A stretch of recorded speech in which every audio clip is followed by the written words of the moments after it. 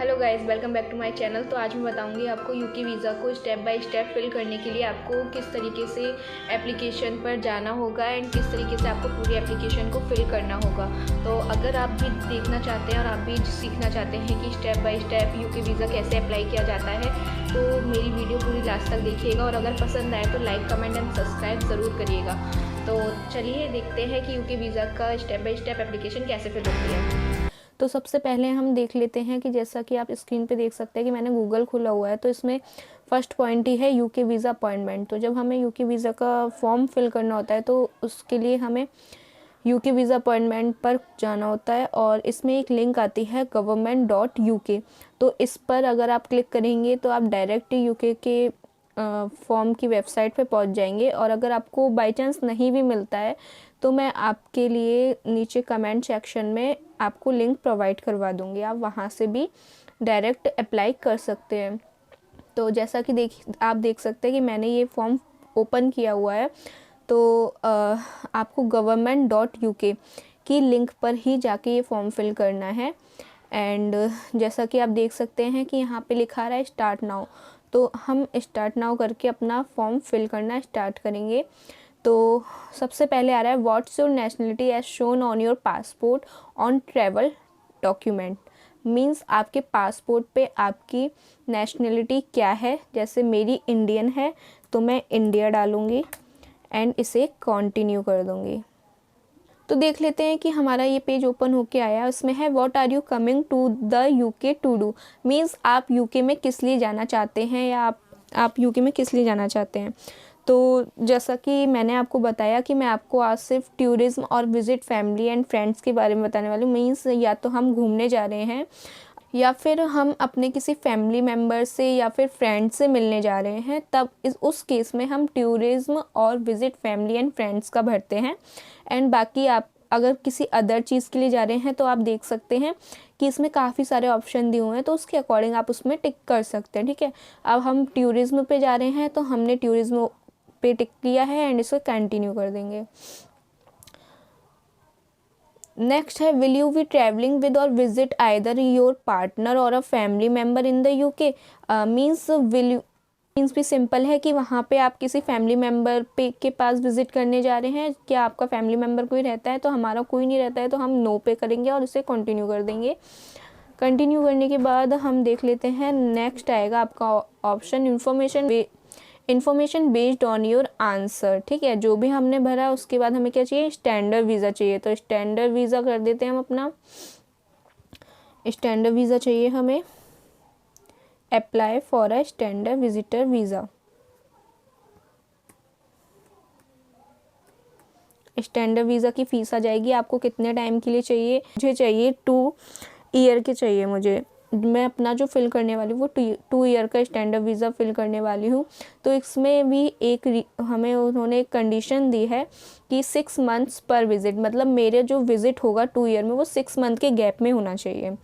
मतलब मैं वहाँ पे कितने भी दिन जाके रह सकती हूँ, 10 दिन, 15 दिन, 20 दिन, उसके बाद लेकिन जब मैं नेक्स्ट विज़िट करूँगी तो उसमें कम से कम 6 मंथ का गैप होना चाहिए। ओके, तो मैं अपना 2 ईयर का अप्लाई करने वाली हूँ। तो अब यहाँ से हम अपना फॉर्म फिल करना स्टार्ट करेंगे। अप्लाई नाउ कंटिन्यू करूँगी मैं।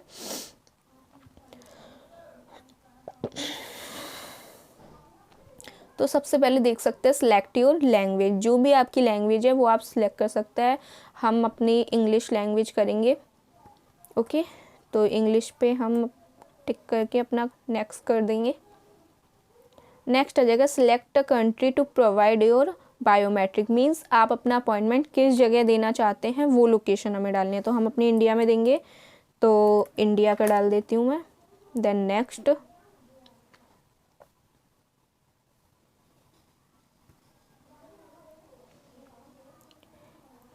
Check available visa application centre locations. तो इसमें बोल रहा है कि आप अपनी लोकेशन चेक कर लीजिए जो भी आपके इंडिया में अवेलेबल है। तो मुझे पता है तो मैं यहाँ डाल दूँगा I have identify the location where I will provide my biometric.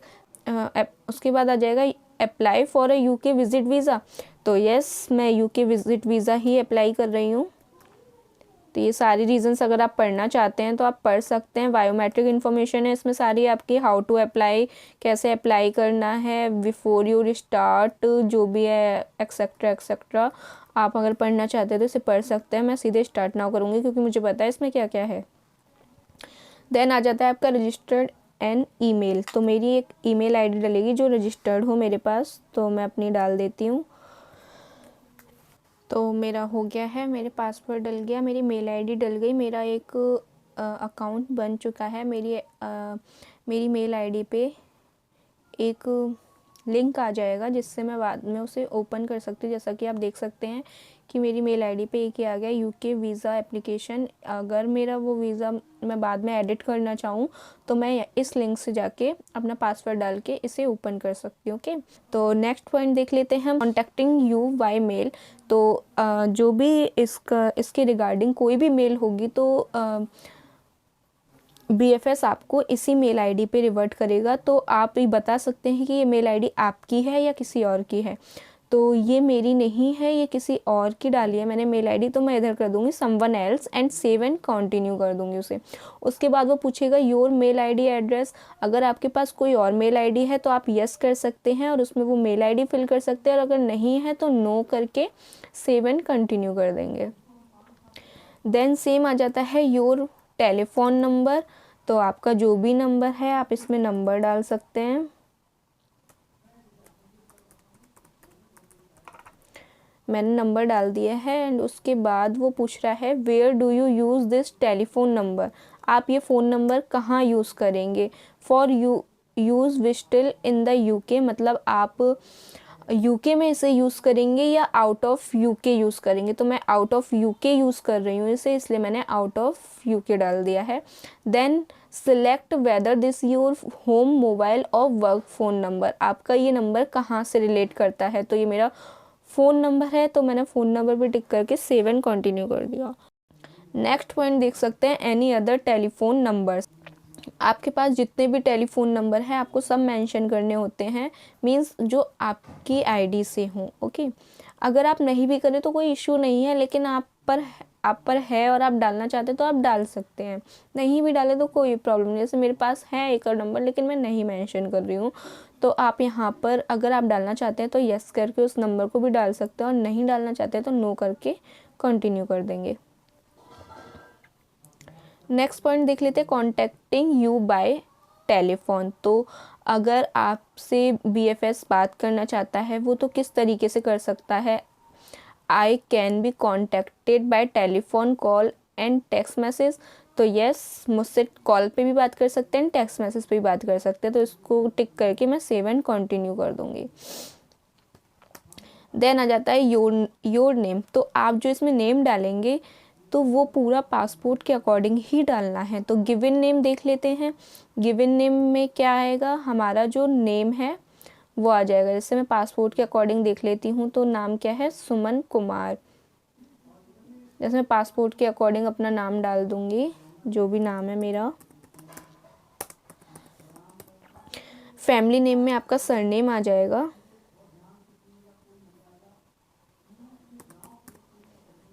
आपका जो भी है आप उसे मेंशन कर सकते हैं। गिवन नेम में आपका first name and family name में आपका last name, then save and continue. उसके बाद आ जाता है एनी अदर नेम, मीन्स आपका कभी पासपोर्ट में कोई और नाम हो तो आपको अगर आपका कोई और नाम है और आप चेंज हो गया है तो आपको वो भी मेंशन करना होगा इसमें, क्योंकि आपको ओल्ड पासपोर्ट भी साथ में कैरी करना पड़ेगा जब आप अपॉइंटमेंट के लिए जाएंगे। तो अगर आपका कोई अदर नेम है तो आप यस करके डाल सकते हैं, और आपका सेम ही नेम चला रहा है सारे पासपोर्ट में तो नो करके सेव एंड कंटिन्यू कर देंगे। देन आ जाता है your sex and relation. Then आ जाता है what is your relationship status. तो अभी तो मैं सिंगल हूँ तो मैं सिंगल ही डालूंगी। तो जो भी आपका रिलेशनशिप स्टेटस है वो आप डाल सकते हैं, देन सेव एंड कंटिन्यू। इसके बाद आ जाता है योर एड्रेस। तो आपका एड्रेस पासपोर्ट के अकॉर्डिंग ही आपको डालना है। पासपोर्ट के अकॉर्डिंग हम अपना एड्रेस मेंशन कर लेते हैं। तो जैसा कि आप देख सकते हैं कि मैंने अपना एड्रेस मेंशन कर लिया है पूरा। तो इसी तरीके से आप भी अपने पासपोर्ट के अकॉर्डिंग अपना जो भी एड्रेस है वो डाल सकते हैं। एड्रेस में आपका पूरा एड्रेस आ जाएगा, टाउन या सिटी जो भी है आपकी वो आप डाल सकते हैं। और फिर then state, postal code, country, तो सारी चीज़ें मैंने मेंशन कर दी है। देन नीचे आता है एक और पॉइंट आपका, in this address also your correspondence address. तो अगर आपका सेम ही एड्रेस है तो येस कर देंगे, अगर आपका कोई और भी एड्रेस है तो आप नो करके उसमें फिल नो जैसे हम करेंगे तो उसमें एक और एड्रेस का खुल जाएगा कॉलम, तो आप इसमें भी पूरा एड्रेस डाल के अपना सेव कर सकते हैं। मेरा यही है तो मैं येस करके इसको सेव एंड कंटिन्यू कर दूँगी। देन आ जाते हैं about this property, means how long have you lived at this address. आप कितने साल से या कितने महीनों से इस एड्रेस पर रह रहे हैं। तो मैं तो ईयर से रह रही हूँ, तो मैं बाय बर्थ ही रह रही हूँ इस प्रॉपर्टी में, तो अब मैं वही ईयर डाल के जितने भी साल हुए हैं मुझे मेरे बर्थ को, तो मैं उतने साल इसमें मेंशन कर दूँगी। ओके, व्हाट इज़ देन है what is your what is your ownership status of your home, means आपने जो अभी एड्रेस मेंशन किया है उसके ओनर आप खुद हैं या आपका रेंट या आपने रेंट पे ले रखा है या कोई अदर है। तो मेरा खुद का है तो I own it and save and continue. Then आ जाता है योर पासपोर्ट डिटेल्स। तो इसमें सबसे पहले आपको डालना है अपना पासपोर्ट नंबर। देन है इशूइंग अथॉरिटी, मीन्स आपने किस जगह से अपना पासपोर्ट इशू करवाया है।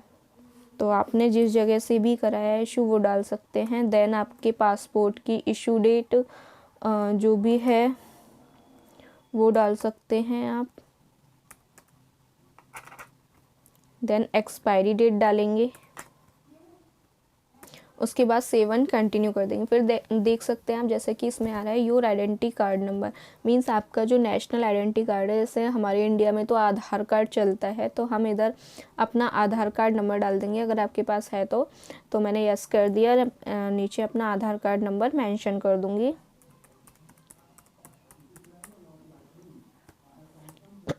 देन इशूइंग अथॉरिटी क्या है हमारी, इंडिया।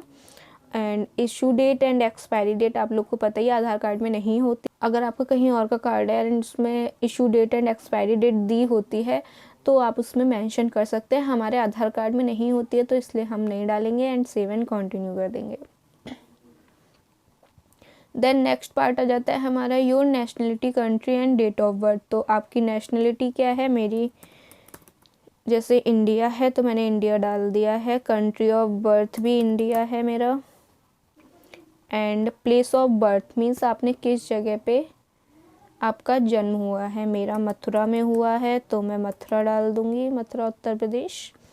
आपका जहाँ भी हुआ हो आप वो डाल सकते हैं। देन आ जाता है डेट ऑफ बर्थ, तो डेट ऑफ बर्थ में डाल दिया मैंने अपना date of birth and save and continue. Then आ जाता है योर अदर नेशनलिटीज़, अगर आपने किसी और कंट्री की भी नेशनलिटी या सिटीजनशिप ले रखी है तो इसमें आप यस करके उसका जो भी नंबर वगैरह आता है वो आप डाल सकते हैं। अगर आपने नहीं ले रखी है तो नो करके सेव एंड कंटिन्यू कर देंगे। देन आ जाता है योर एम्प्लॉयमेंट स्टेटस, तो मैं सेल्फ एम्प्लॉयड हूँ तो मैं सेल्फ एम्प्लॉयड डालूंगी। अगर आप एम्प्लॉयड हैं किसी का जॉब करें तो डाल सकते हैं, स्टूडेंट हैं या फिर रिटायर्ड हो गए या आप कुछ काम ही नहीं कर रहे हैं तो आप अनएम्प्लॉयड कर सकते हैं। आप अपने अकॉर्डिंग इसमें से जो भी आपका स्टेटस है एम्प्लॉयमेंट वो आप चूज़ करके सेव एंड कंटिन्यू कर सकते हैं। अब वो पूछ रहा है सेल्फ एम्प्लॉयड डिटेल्स में व्हाट इज़ योर जॉब, तो मैं डायरेक्टर हूँ अपनी कंपनी की तो मैं डायरेक्टर डाल दूँगी। And how much do you earn from this job in a year, तो जो भी है आपकी INR या GBP में आप जो भी डालना चाहें, तो मैं तो INR में डालूँगी, तो आप भी अपने INR के अकॉर्डिंग डाल सकते हैं जो भी आपका एक मंथ में अर्निंग होती है। Okay, then save and continue.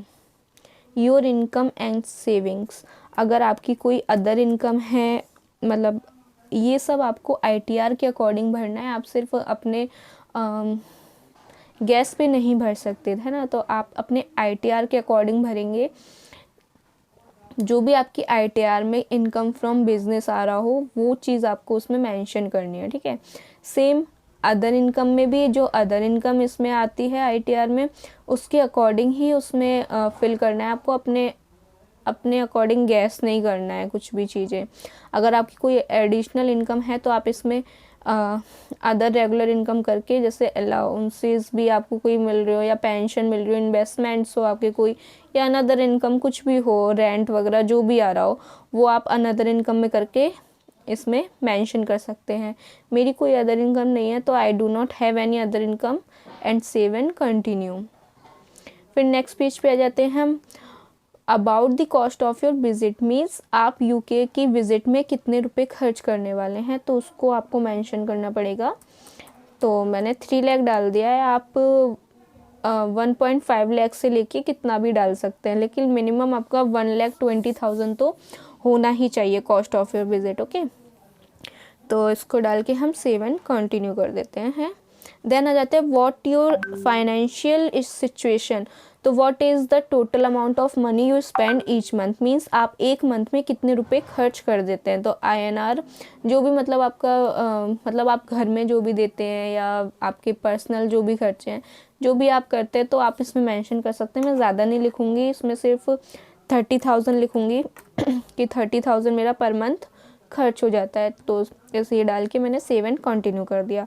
Then आ जाता है paying for your visit, means आप जो UK विज़िट करने वाले हैं तो वो आपका जो भी खर्चा होगा वो आप करेंगे या कोई कंपनी करेगी या किसी के थ्रू आप वहाँ पे जा रहे हैं। तो मैं किसी के थ्रू नहीं जा रही हूँ, तो मैं यहाँ पे नो का ऑप्शन करके इसको कंटिन्यू कर दूँगी। मैं इस पेज पे आ चुकी हूँ। देन है your plan travel information, means आप UK विज़िट किस डेट में करने वाले हैं। तो आप ये समझिए जब आप अपॉइंटमेंट लेने वाले हैं तो कम से कम उसमें 1 मंथ या 1.5 मंथ का गैप लेकर ही उसमें ट्रैवलिंग डेट डालें, क्योंकि कभी कभी जो हमारी अपॉइंटमेंट डेट होती है वो हमें लेट मिलती है। देन तो बाद में कोई इश्यू नहीं आना चाहिए क्योंकि फॉर्म दोबारा फिल नहीं हो सकता है, एक ही बार फिल होता है। तो जो मैं अपना, जैसे मैं दिसंबर में फ़िल कर रही हूँ ये फॉर्म, तो मैं जो अपने विजिटिंग डेट डालूँगी वो मार्च की डालूँगी कि मुझे 3 या 5 मार्च को विज़िट करना है। कितने दिन के लिए? 10 डेज़ के लिए ओनली। तो 15/3/2025। देन मेरी ट्रैवलिंग डेट डाल दी मैंने। देन इसे सेव एंड कंटिन्यू कर दूँगी। फिर आता है आपकी स्पोकिंग लैंग्वेज क्या होगी जो आप प्रेफर करेंगे, तो ऑब्वियसली इंग्लिश। तो इंग्लिश ही है यहाँ पे ऑप्शन। अगर आप कुछ और अदर डालना चाहते हैं तो अदर करके आप अपना हिंदी भी फिल कर सकते हैं, या फिर कोई और अदर लैंग्वेज आपको आती हो तो आप वो भी फिल कर सकते हो। तो सेव एंड कंटिन्यू। देन आता है main reason for your visit. तो ऑब्वियसली हमारा टूरिज्म है, हम घूमने के लिए जा रहे हैं तो हम टूरिज्म लेंगे and save and continue. Then आता है main reason for your holiday visit. तो ऑब्वियसली टूरिस्ट, क्योंकि हमारे वहाँ पे ना कोई फैमिली है ना कोई फ्रेंड है, तो हम सिर्फ घूमने के लिए जा रहे हैं, तो टूरिस्ट हमने सेलेक्ट करके इसको सेव एंड कंटिन्यू कर दिया। अगर आपका कोई है फैमिली या फ्रेंड तो आप उसके अकॉर्डिंग टिक कर सकते हैं। योर एक्टिविटी, तो टूरिज्म ही डालेंगे इसमें भी। अगर आप फैमिली विजिट पे जा रहे हैं तो यहाँ पे फैमिली विजिट डाल सकते हैं। देन आते हैं योर करंट पार्टनर, क्योंकि मैं मैरिड हूँ तो ये ऑप्शन आया। अगर आप सिंगल डालेंगे तो आपके पास ये ऑप्शन नहीं आएगा। तो गिवन नेम में डाल देते हैं, फैमिली नेम में डाल देते हैं, उनकी डेट ऑफ बर्थ,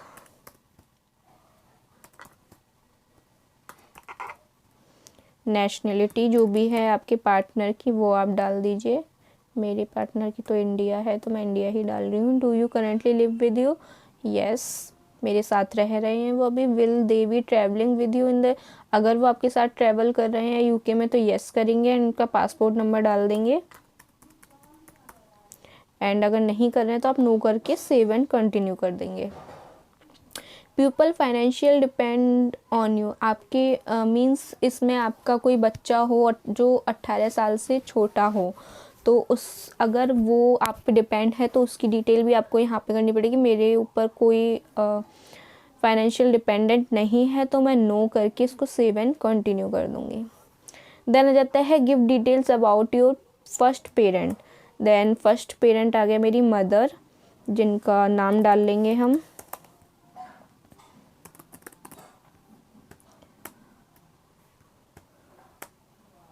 देन उनकी DO भी डालेंगे,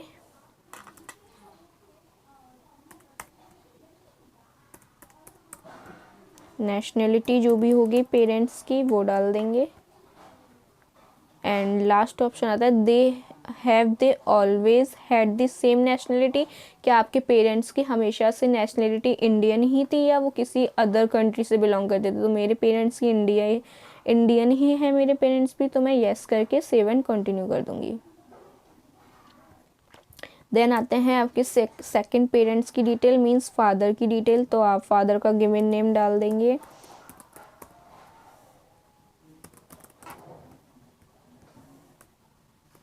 उनकी date of birth,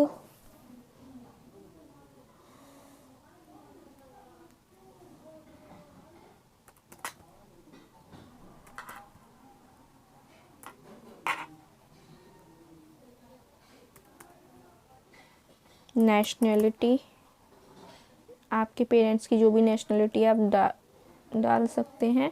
and then same question कि उनकी ऑलवेज मतलब नेशनलिटी इंडिया ही थी या कोई अदर कंट्री थी। देन नेक्स्ट ऑप्शन आ जाता है हमारा family who live in the UK. Do you have any family in the UK, क्या आपकी कोई भी फैमिली मेम्बर यूके में रहते हैं, ऐसे ग्रैंड पेरेंट, स्पाउस या आपका कोई बच्चा। तो मेरे कोई भी नहीं रहते रिलेटिव, तो मैं नो करके सेव एंड कंटिन्यू कर दूंगी। अगर आपके रहते हैं तो यस करके आप उसमें भी डिटेल फिल कर सकते हैं। देन है travelling as a part of an organisation group, तो आप किसी कंपनी के साथ ट्रैवल कर रहे हैं तो आप यस कर सकते हैं। मैं अकेले ही ट्रैवल करने वाली हूँ तो नो करके सेव एंड कंटिन्यू कर देंगे। देन नेक्स्ट ऑप्शन आ जाता है ट्रैवलिंग विद अनदर पर्सन, क्या आप travelling with another person means जो आपके पार्टनर नहीं हो, स्पाउस नहीं हो या आपका कोई डिपेंडेंट नहीं हो। तो मेरे साथ ऐसा मेरे पार्टनर के अलावा कोई मेरे साथ नहीं कर रहा है ट्रैवल, तो मैं इधर नो करके सेव एंड कंटिन्यू कर दूंगी। देन रहता है अकोमोडेशन इन द यूके, तो यस ऑब्वियसली मेरे पास एड्रेस है जहाँ पे मैं रहने वाली हूँ, तो यस करके where are you planning to stay UK, कि आप कहाँ पर रुकने वाले हो यूके में। देन नेक्स्ट पॉइंट था हमारा accommodation in the UK, means आप यूके में जहाँ भी रुकने वाले हैं वहाँ का पूरा एड्रेस आपको डालना है एंड किस डेट पे आपका अराइवल हो रहा है उस होटल में, वो डेट डालनी है आपको। एंड कब आपका चेकआउट है उस होटल से, तो वो होटल की चेकआउट डेट भी उसमें मेंशन करनी है। देन आपकी पूरी डिटेल फिल होने के बाद सेव एंड कंटिन्यू। देन है इसके अलावा भी आप किसी लोकेशन पे रुकने वाले हैं तो यस करके वो डिटेल भी आपको फिल करनी है, और अगर सिर्फ वही है तो आप नो करके सेव एंड कंटिन्यू कर सकते हैं।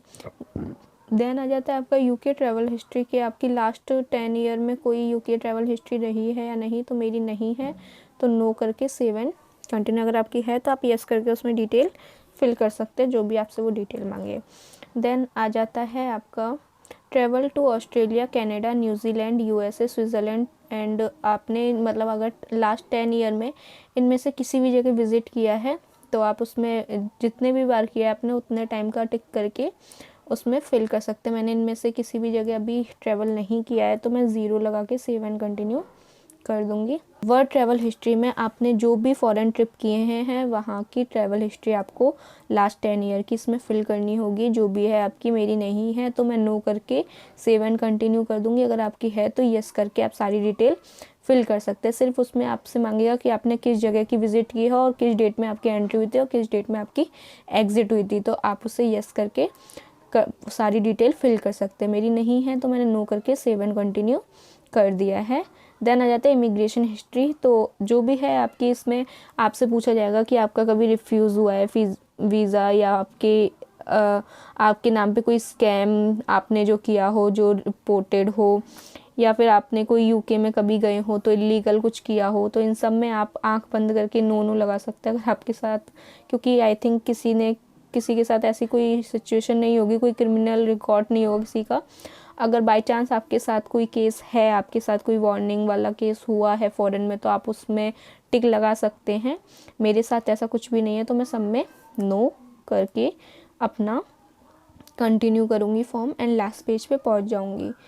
तो जो भी मैंने अपनी फॉर्म भरा था वो पूरा मेरा फिल होके फॉर्म इधर आ चुका है। तो अगर आप एक बार चेक कर लीजिए अपना पूरा फॉर्म कि आपने सारी डिटेल सही फिल करी है या नहीं करी है, या आपको इसमें कोई भी चेंज करना है तो आप अभी यहाँ से एडिट कर सकते हैं। अगर आपने किसी और का फिल किया है तो आप सबसे ऊपर आप देख सकते हैं नाम आ रहा है, इस पे क्लिक करेंगे तो आपका आ जाता है रिटर्न टू एप्लीकेशन लेटर, मतलब जो भी आप भर रहे थे उस पर आप वापस पहुंच जाएंगे। डाउनलोड पीडीएफ अगर आपको किसी और को भेजनी है तो आप यहाँ से डाउनलोड पीडीएफ करके भेज सकते हैं एंड यहीं से साइन आउट कर सकते हैं, क्योंकि अभी आपको अगर इसमें कुछ भी अमेंड करना हो या कुछ चीज़ें रह गई हों अभी डिटेल, तो आप साइन आउट करके बाद में से लॉगिन कर सकते हैं। सो गाइज, अगर आपको वीडियोस पसंद आई हो तो please like, comment and subscribe. Bye bye, मिलेंगे नेक्स्ट वीडियो में। तो जो भी मैंने अपनी फॉर्म भरा था वो पूरा मेरा फिल होके फॉर्म इधर आ चुका है। तो अगर आप एक बार चेक कर लीजिए अपना पूरा फॉर्म कि आपने सारी डिटेल सही फिल करी है या नहीं करी है, या आपको इसमें कोई भी चेंज करना है तो आप अभी यहाँ से एडिट कर सकते हैं।